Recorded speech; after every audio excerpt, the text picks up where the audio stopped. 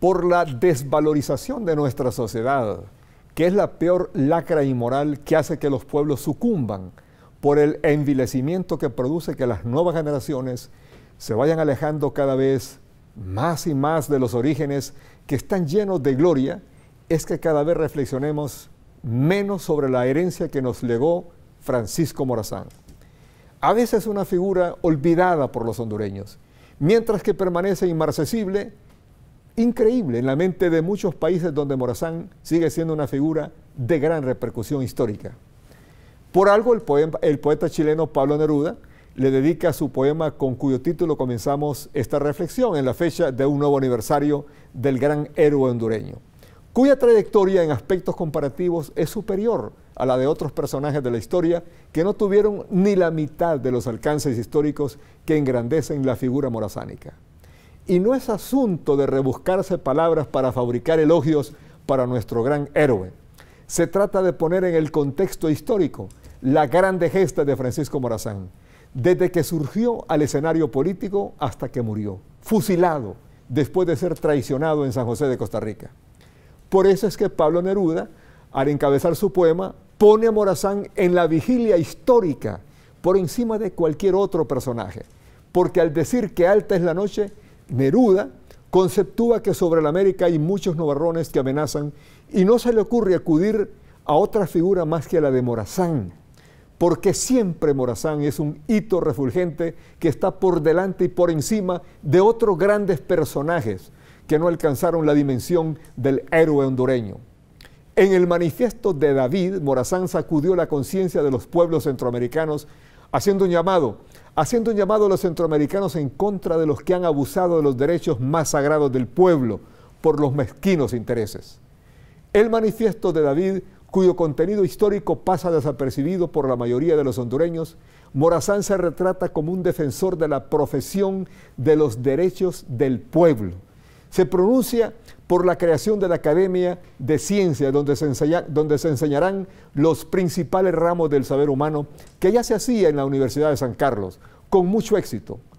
Morazán tenía tanto avance intelectual en su época como para desafiar a los españoles, a los que acusaba de ser poco ilustrados, de manera que ignoraban cómo pretender gobernar a los pueblos centroamericanos contribuyendo a su felicidad.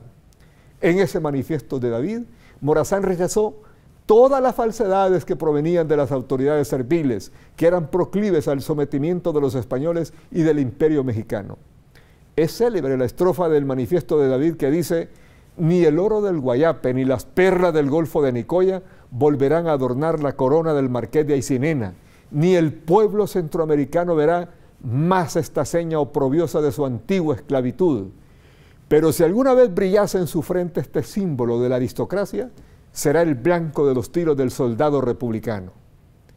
Morazán tuvo en su carrera la oposición de un salvaje guatemalteco llamado Rafael Carrera, un fanático que se declaró enemigo de los principios liberales, a quien Morazán calificó de monstruo que envenenaba los ríos, creyendo en su ignorancia que de esta forma podría parar la presencia del cólera morbus, una peste que se había extendido por aquellos años en varias latitudes del istmo centroamericano.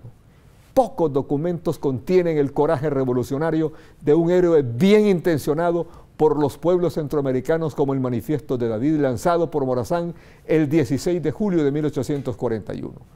Por más que algunas mentalidades obtusas de estos tiempos quieran vincular la figura de Morazán con la de personajes escuálidos que sudan por parecerse a los personajes autoritarios, lo que consiguen es demostrar que desconocen la grandeza de nuestro héroe y que Morazán, al ser un auténtico liberal, era partidario de las libertades en todos los campos, con lo que los socialistas del siglo XXI, sobre todo los chiflados de estos lados, no comulgan, porque en el fondo lo que anhelan es la imposición a través del insulto y la reyerta callejera.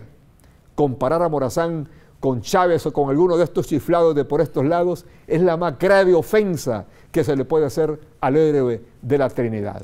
Ni siquiera Bolívar tuvo la altura histórica de Morazán.